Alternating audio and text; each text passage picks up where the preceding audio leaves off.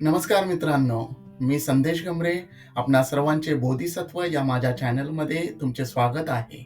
मित्रांनो, आपल्याला मुलगा व्हावा असे प्रत्येक आई-वडिलांना वाटत असते.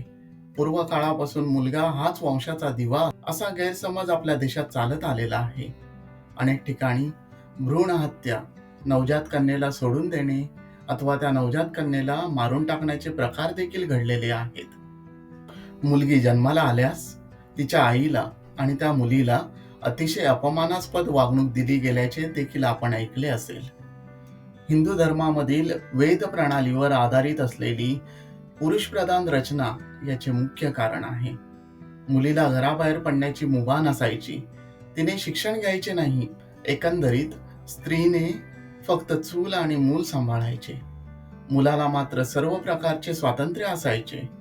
मुलगा कितीही लग्न करू शकत होता. एखाद्या पुरुषाच्या पत्नीचे निधन झाले तर पुरुषाने सती जायचे नाही, पण स्त्रीच्या पतीचे निधन झाले की स्त्रीने सती जायचे. तिचे वय कितीही असो, तिची इच्छा असो वा नसो, तिने सती जायचे. नवरा मेला म्हणून आपण देखील आपले आयुष्य संपवायचे. मुलगी झाली की आई वडिलांना निराशा व्हायची. मुलगी काय कामाची? मुलगी कुठे कमावणार आहे? मुलगी दिल्या घरची, वंश कसा पुढे चालणार? या सर्व निरर्थक प्रश्नांमुळे मुलींना जन्माआधीच किंवा जन्म घेतल्यानंतर संपविले जायचे. अनेक वर्षानंतर आता कुठे आपण आई हवी, बायको हवी, बहीण हवी, मग मुलगी का नको असे बोलतो आहोत. आता कुठे आपण मुलींना प्राधान्य द्यायला लागलो आहोत. आपले आताचे हेच विचार तथागत भगवान गौतम बुद्धांनी हजारो वर्षांपूर्वी मांडले होते. मुलगी देखील मुलापेक्षा चांगली असू शकते. मुलगी देखील आई वडिलांचे नाव मोठे करू शकते. हे तथागत भगवान गौतम बुद्धांनी हजारो वर्षांपूर्वी सांगितलेले आहे. तो प्रसंग नक्की काय आहे, बुद्धांनी हे कधी सांगितले, हे मी आपणास आज कथन करणार आहे. एकदा तथागत भगवान बुद्ध श्रावस्तीमध्ये वास्तव्याला होते.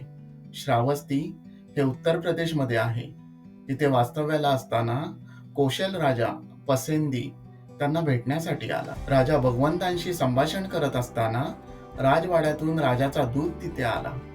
अतिशय महत्वाचा काही संदेश असेल, कारण राजाची पत्नी राणी मल्लिका ही गरोदर होती. म्हणून राजा दूताला भेटण्यासाठी बाहेर गेला. राणी मल्लिका ही मगध देशाची राजकुमारी आणि प्रसिद्ध राजा बिंबिसार या राजाची बहीण होती. दूताने राजाला सांगितले की राणी मल्लिका ही प्रसूत होऊन तिला कन्या झाली आहे, मुलगी झाली आहे. आपल्याला मुलगी झाल्याचे ऐकून राजा खूप दुःखी झाला. त्याला खूप वाईट वाटले. आपल्याला मुलगा होईल अशी त्याला अपेक्षा होती, परंतु मुलगी झाल्याने त्याचा अपेक्षाभंग झाला. त्यामुळे थोड्या वेळाने जेव्हा राजा परत भगवंतांजवळ आला तेव्हा तो खूप दुःखी होता आणि त्याच्या चेहऱ्यावर ते दुःख पूर्णपणे झळकत होते. त्यावेळी तथागत भगवान गौतम बुद्धांनी त्याला दुःखी होण्याचे कारण विचारले असता राणी मल्लिकेला मुलगी झाली आहे आणि त्यामुळे तो दुःखी आहे हे राजाने तथागतांना सांगितले. यावर परिस्थिती ओळखून भगवान बुद्ध राजाला म्हणाले, हे राजा, कन्या ही पुत्रापेक्षा अधिक चांगली निपजण्याचा संभव आहे. ती शहाणी, सद्गुणी, कन्या, पत्नी, माता अशा त्रिविध भूमिका करणारी आहे. तिला जो पुत्र होईल तो पराक्रमी कृत्य करेल, मोठे राज्य करेल.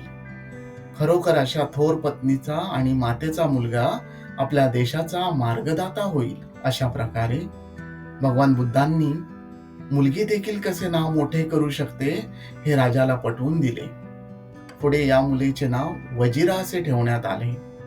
तिचे लग्न प्रसिद्ध राजा अजातशत्रू याच्याशी झाले आणि त्यांचा मुलगा उदयभद्र उर्फ उदयीन हा देखील मोठा राजा झाला आणि त्याने पाटलीपुत्र या शहराची रचना केली, जे आताचे पटना शहर म्हणून ओळखले जाते. त्यावेळी पाटलीपुत्र हे शहर एक विकसित शहर म्हणून प्रसिद्ध होते आणि ते मगध साम्राज्याची राजधानी देखील होते. अशा प्रकारे मुलगा मुलगी समान आहेत, मुला मुलींमध्ये भेदभाव करू नये हे तथागत भगवान गौतम बुद्धांनी हजारो वर्षांपूर्वी सांगितलेले आहे. आपण मात्र ते आता अंमलात आणतो आहोत. तथागत भगवान गौतम बुद्धांचे उपदेश, त्यांची शिकवण ही फक्त एखाद्या कालखंडापुरती मर्यादित नाही, तर यानंतर देखील भविष्यामध्ये उपयोगी पडणारी आहे. ही तथागतांची दूरदृष्टी, विज्ञानावर आधारित त्यांची शिकवण आहे. माणसाला दैनंदिन आयुष्यामध्ये उपयोगी पडणारे त्यांचे विचार आहेत. पुन्हा भेटूया एका नवीन विषयासह. हा व्हिडिओ तुम्हाला जर आवडला असेल तर माझ्या चॅनलला सबस्क्राईब करायला विसरू नका. बेल आयकॉन दाबा आणि सबस्क्राईब करा. धन्यवाद.